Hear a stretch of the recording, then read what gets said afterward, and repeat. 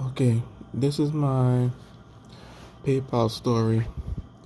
So I first started using PayPal in 2013 because us car guys, like, we buy used parts. We use PayPal to pay for them and do like peer-to-peer buying.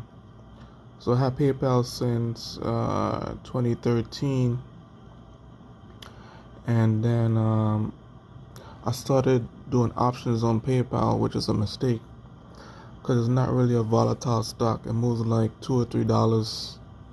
It's not really a good stock to do options on, so I made a mistake with that. But anyways, I finally decided to buy into it last year around November, and the price I got it was like around $180, which is like November last year. So my goal was to hold a long term because Web3 is coming and the metaverse is coming. So they're gonna use more um, cash-based apps, transaction apps like Cash App and Zelle and PayPal. So I know with that coming, PayPal is gonna be used more.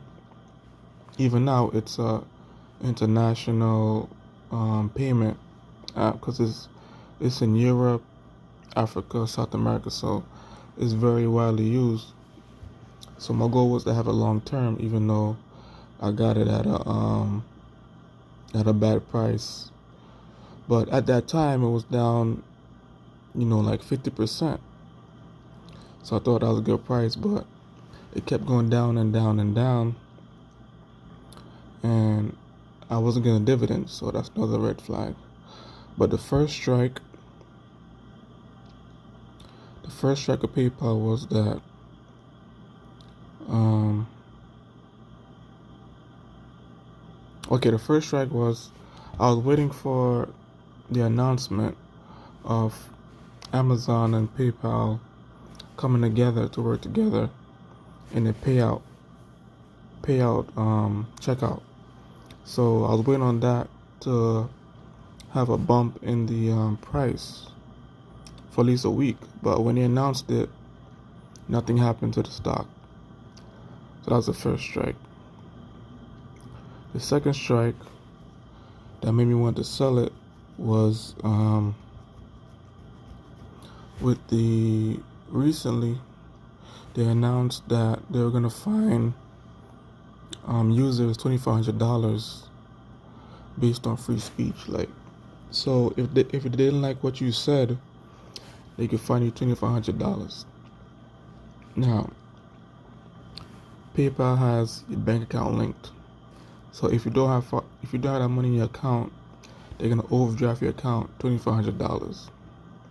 And if you don't have a bank account, you're gonna have a credit card account because to have PayPal, you gotta have either one of them linked. So they're gonna charge your credit card $2,500. So I first deleted my business PayPal account, and a day later, they said it was a mistake, which is, BS because to have an operating agreement, the CEO has to approve it, and the lawyers have to approve it. So there's no way they made a mistake on operating agreement with something like that. So they took it back, and then a day or two later, they secretly snuck it back in, but changed the wording.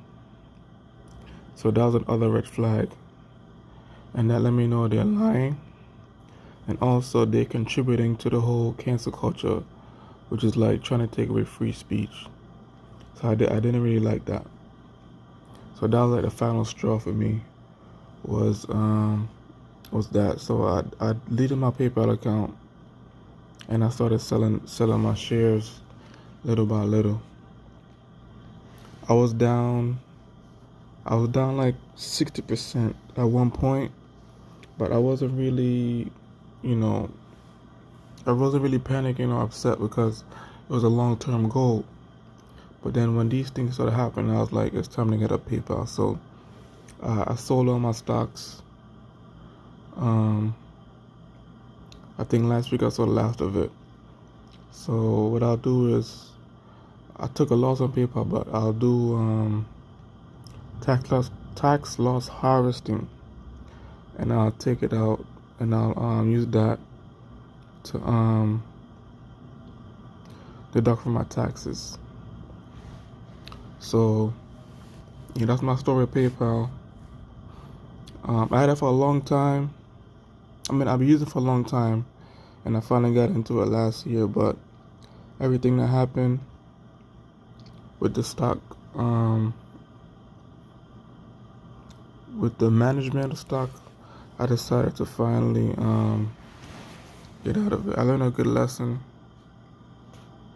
because I usually buy stocks that have dividends. So even when they're down, I'm still acquiring shares. So I took a chance at PayPal, but yeah. So I got it around. I got it around. Yeah, I got it around like 180. Around here, I got it around. And then I sold it around here. So I lost like 50%, 55% of what I put into it. But the stocks that I bought instead will make back that money, so I'm not worried about it. And I also get to write off my taxes. So all in all, it's not as bad as you would think. Anyway, that's my PayPal story, and it's a learning experience, and hopefully I don't make the same mistake again.